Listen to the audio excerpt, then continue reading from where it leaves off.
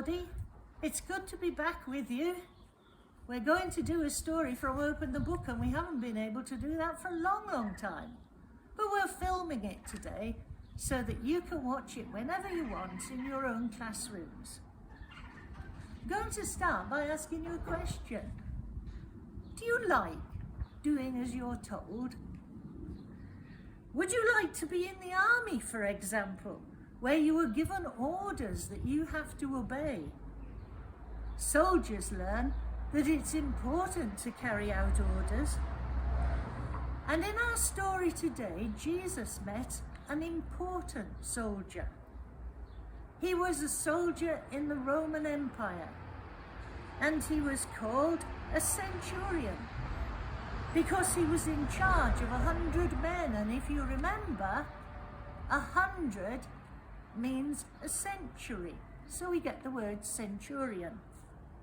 The Bible doesn't tell us his name, but Jesus was very impressed by him.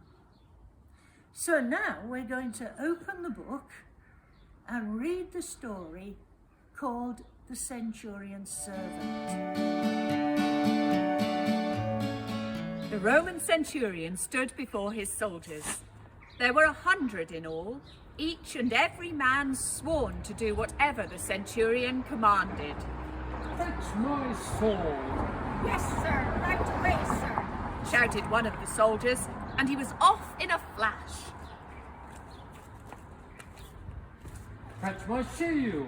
Yes, sir, straight away, sir. And another soldier ran off as well.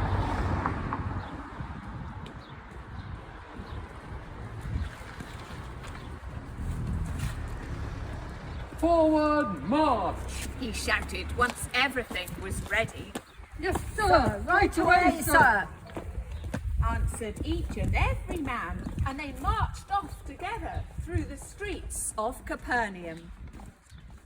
The centurion was used to giving orders, and he was used to being obeyed, not only by his men, but by the people of Capernaum as well. For the Romans were in charge of that city and all the land where Jesus lived, a land they had taken by force and now ruled with a cruel hand. One day, the centurion went home to hear some bad news.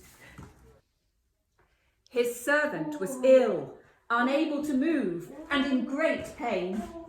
The centurion felt sorry for his servant, but for all his power, there was nothing he could do, no order he could give to make that pain go away.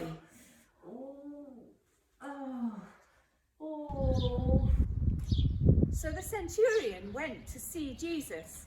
He'd heard that Jesus made sick people well, and so his request was simple. Help me, sir. My servant is terribly ill. The people standing around Jesus wondered what he would do. This centurion and his soldiers had bullied them and stolen from them and pushed them around. Would Jesus do for this man what he had done for so many others? But there was no question in Jesus' mind. He'd taught his followers to love everyone, even their enemies. How could he do any less? I'll go and heal him, he said. And then the centurion said something that surprised them all. No.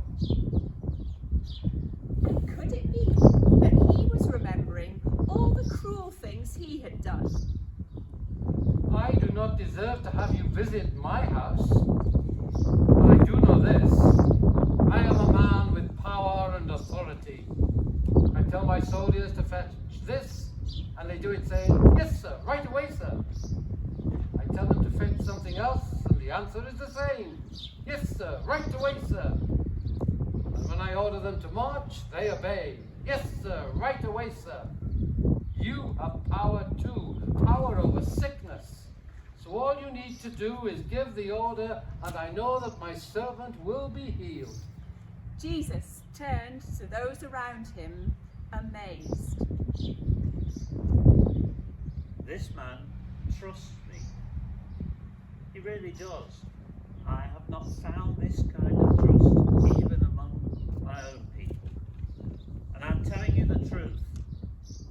say that people just like this man, people from all over the world, will one day be a part of all that God is doing. But because they do not trust me, some of our own people will miss out. Then he turned to the centurion and said, Go. All that you hope for will happen. Yes, sir. Right away, sir. and at that very hour the centurion's servant was healed.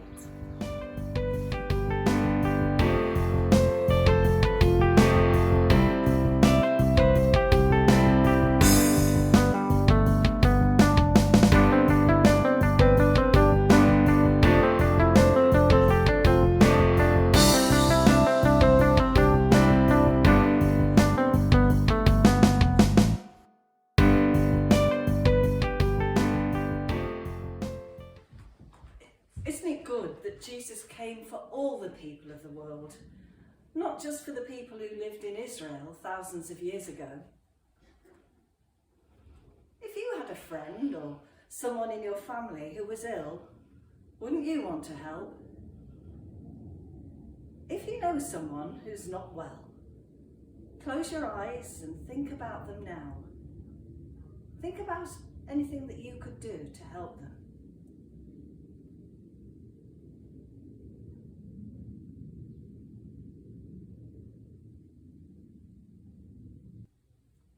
Now I'm going to say a prayer, and if you want to make it your prayer, say Amen at the end.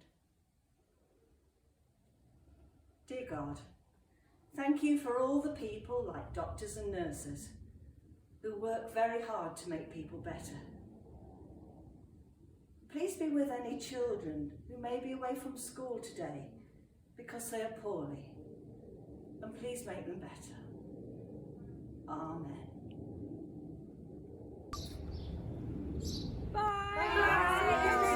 See you soon. Missing you. Lots of love.